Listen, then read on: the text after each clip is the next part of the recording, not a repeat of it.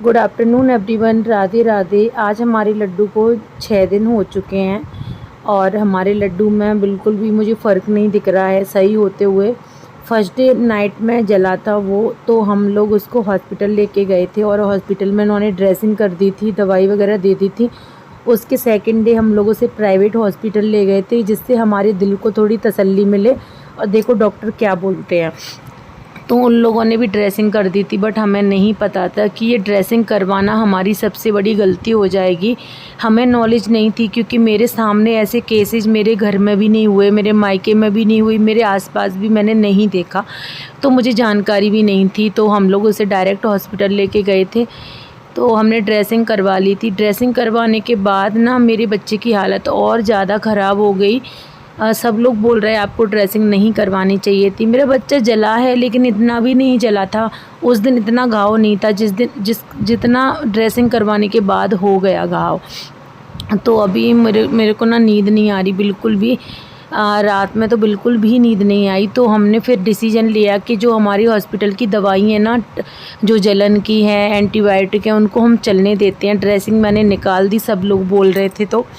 तो सब लोग बोल रहे थे कि जलने पे ना देसी इलाज करवाओ, दवाई आती है उसे लगाओ, उससे बच्चा ना जल्दी से रिकवरी करेगा। तो अभी हम लोगों ने गांव से दवाई मंगाई है, तो वो हमने लगाई है। तो उससे भी थोड़ा बहुत फ़र्क है, उससे भी, लेकिन इतना ज़्यादा हमें दिख नहीं रहा है फ़र्क है, ये बात तो है। बट अभी ड्रेसिंग के बाद क्या है कि ओपन रखा है ना लड्डू, तो ओपन में हमें उसे एक एक मिनट, एक एक सेकंड के लिए हम उसे छोड़ नहीं सकते।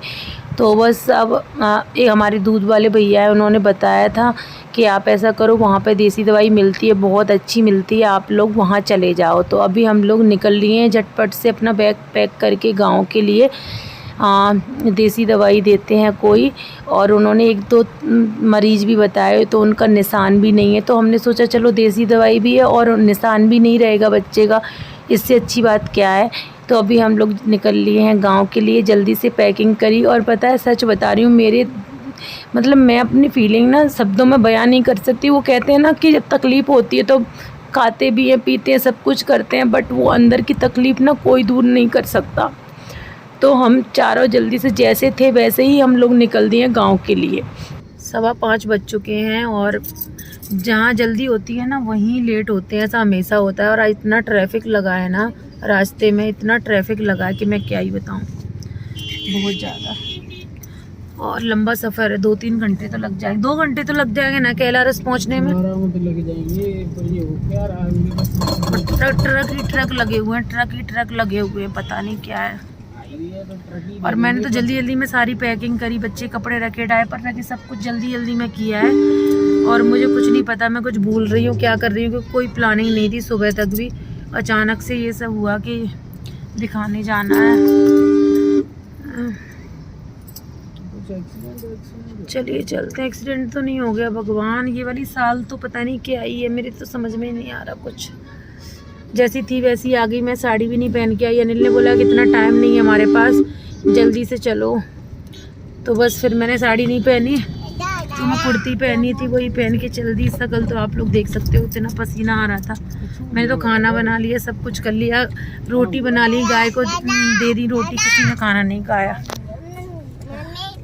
बेटा मेरा बच्चा, इसको देख देख के ना मेरी तो हालत खराब हो रही है बहुत ज़्यादा, सच बता रही हूँ। बाहर का नज़ारा दिखाती हूँ मैं आपको, कितना लगा दिया है यहाँ ये चेकिंग लगी है, अच्छा लगी है चेक करने। अच्छा, उनको कोई मतलब नहीं है आचार संहिता की वजह से। जब कुछ ऐसी तकलीफ़ होती है उस टाइम पे हम कहीं जाते हैं ना, तो सफ़र ना इतना लंबा लगता है ना, बहुत ही ज़्यादा। तो अभी हम थोड़ा जौरा रुके हैं, और इतना ट्रैफिक जौरा में कि मैं क्या ही बताऊं। समय तो अभी मैंने देखा नहीं है, लेकिन मम्मी आई थी, 1 सेकंड मतलब 1 मिनट भी नहीं हुआ, मम्मी का उसी टाइम पे फ़ोन आ गया, और हम ट्रैफिक में थे तिकोनिया पार्क पे। तो मम्मी बोल रही मैं लड्डू को देखने आती हूँ। तो मम्मी बस देखा मम्मी ने, और मम्मी ने देख के फिर मम्मी चली गई। हर किसी का मन करता है ना, इसलिए। अब हम जा रहे हैं, मैं आपको बता देती हूँ, हम जा रहे हैं हटीपुरा। ये कैलारस के बाद में है हटीपुरा। तो जो हमारे दूध वाले हैं ना, उन्होंने बताया कि ऐसे ऐसे वहाँ पे हमारे भैया का लड़का जल गया था, सही हो गया और उसको निशान भी नहीं है। और जो दूध वाले हैं ना वो भी जल गए थे, तो उनको भी निशान नहीं है, उसको उनका तो फेस ही जल गया था। तो फिर इसलिए हम लोग हाटीपुरा जा रहे हैं। बेटा आ रहे हैं पापा, तो इसलिए हम हाटीपुरा जा रहे हैं। और आज ना हम मतलब होता है ना कि जब से लड्डू जला है तब से प्रॉपर ना खाना ना पीना कुछ भी नहीं है। और आज पूरी सब्जी थी, तो हम सब्जी भी एकदम भर के ले आए घर के लिए ही, कि क्या करेंगे अब सब्जी वहाँ फेंक के तो आते नहीं। और दीदी भी नहीं आई थी, वरना उनको दे देते। तो हम सब्जी और जो कल सब्जी लेके आए थे मंडी से, वो सब्जी सब रख के लेके आ गए हैं, क्योंकि अभी हमें शायद 1-2 दिन लग सकता है। फ़ोन पर उन्होंने बताया कि बच्चे की स्थिति के ऊपर हम लोग बताएंगे, और डेली हमें वहाँ जाना पड़ेगा दवाई लगवाने के लिए या कुछ। देखो क्या करते हैं वो, हम अभी तो हमें कुछ नहीं पता, फ़ोन पे ही बात हुई है।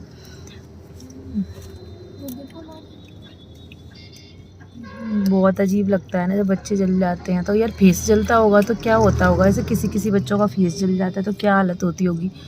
इसका तो ये वाला एरिया जला है पूरा।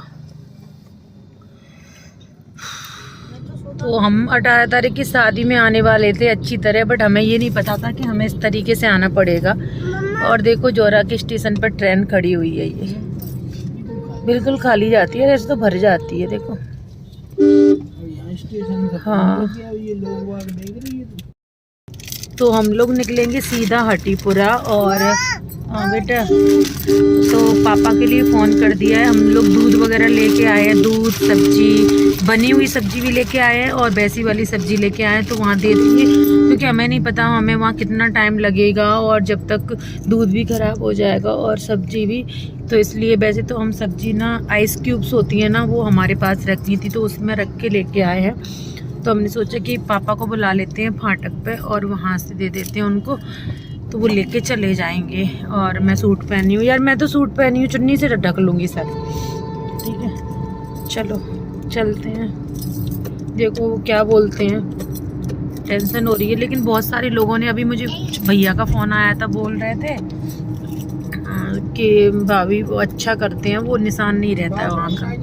भैया का आया था कि वो लड्डू जल गया है क्या, मुझे तो अभी पता लगा है। नहीं, तो उन्हें पता नहीं था, मैंने बताया। नहीं उन्हें पता लगा तभी फ़ोन किया उन्होंने।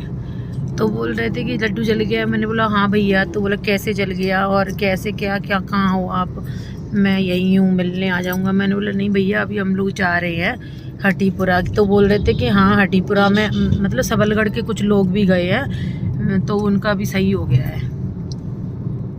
अब देखते हैं हमारा क्या एक्सपीरियंस रहता है। अगर सही हो जाता है हमारा लड्डू तो हम भी आप लोगों को बताएंगे, क्योंकि इस चीज़ की ज़रूरत ना, ऐसे जो एक्सपीरियंस होते हैं ना उनसे जब पूछते हैं तो वो अलग ही बात होती है, जिन पर बीती हुई होती है ना वो अलग बात होती है। तो अब हमारा लड्डू जल गया, अब हमारा लड्डू सही हो जाएगा, तो कल किसी को ज़रूरत पड़ेगी हमारी तरह इमरजेंसी में, भगवान करे किसी को ना पड़े ये ज़रूरत, बट फिर भी अगर पड़ी तो हम अपना बता सकते हैं उनको।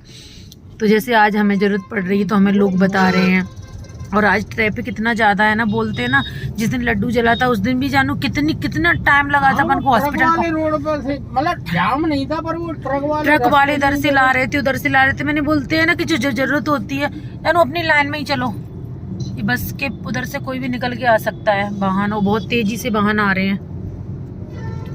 चलते हैं दोस्तों, मैं लड्डू को ले लेती हूँ गोद में। आ जा बेटा। जय हो बजरंगबली, जय बजरंगबली, माया हो तुम्हारी। आज सुबह सुबह बजरंगबली के दर्शन। हाँ, आज सुबह सुबह बंदर मिले। थैंक यू लच्च, तूने मुझे बताया। तो अभी 7:40 हो गए हैं और हम पहुंच गए हैं हाटीपुरा। लक्ष्य को हमने छोड़ दिया है, पापा जी के साथ ही भेज दिया है, और अभी चलते हैं। तो फाइनली हम वहाँ पे पहुँच गए हैं जहाँ पे हमें आना है, और सच में रास्ते में हमें हनुमान दादा के भी दर्शन हो गए। तो मेरे दिल को ना थोड़ी सी तसल्ली मिल गई कि हम लोग ना सही जगह पे जा रहे हैं, क्योंकि मैंने सब कुछ भगवान के भरोसे छोड़ दिया है। देसी इलाज हो, हॉस्पिटल गए हों, सब कुछ वही राह लगाएंगे, वही मेरे बच्चे को देखेंगे। तो बस यहाँ पे हम आए और यहाँ पे चल रहा था जय श्री कृष्णा, तो मुझे अपने गाँव की याद आ गई। इसी तरीके से सब खटिया बिछी रहती थी। सब लोग गांव के हमारे यहाँ रामायण और जय श्री कृष्णा देखने आते थे। ये खटियाँ हैं ना, इन पे इतना आराम मिलता है सोने में, बहुत ही ज़्यादा। आजकल की ज़िंदगी और पिछली ज़िंदगी में बहुत ज़्यादा फ़र्क है, सच बता रही हूँ।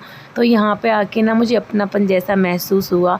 लड्डू का यहाँ पे हम लोगों ने ट्रीटमेंट करवाया और उसके बाद अभी ये उनका पैसा वैसा दे रहे हैं और उसके बाद हम लोग निकल जाएंगे, क्योंकि रात बहुत ज़्यादा हो गई है। उन्होंने बहुत अच्छे से बात की, बहुत अच्छे से ट्रीटमेंट किया।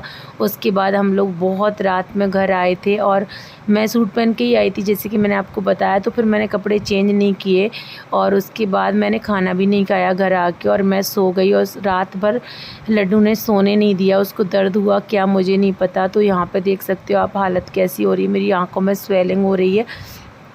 तो बस इसी तरीके से अभी मेरी ज़िंदगी चल रही है। अभी नेक्स्ट डे मैं जल्दी से नहाई धोई, आप लोग देख सकते हो मैं कपड़े भी नहीं रख के लेके आई थी।